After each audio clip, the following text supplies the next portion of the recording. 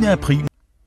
Helt frem til august 1943 deltog den samlede arbejderbevægelse i samarbejdspolitikken, og det var med befolkningens opbakning.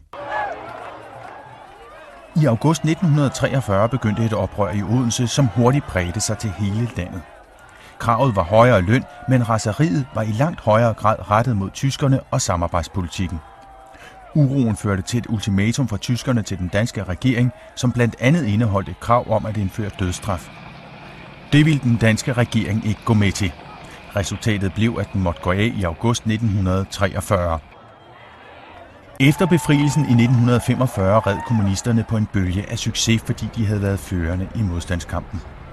Socialdemokraterne udsendte programmet Fremtidens Danmark, der skulle imødegå kommunisterne.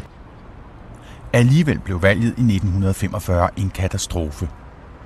Vælgerne straffede Socialdemokraterne for den samarbejdspolitik, de havde ført sammen med de borgerlige partier. Ved overenskomstforhandlingerne i 1946 forlangte Arbejdsmandsforbundet at få krigens lønefterslæb honoreret. De samvirkende ville ikke være med, og arbejdsmændene gik i konflikt alene.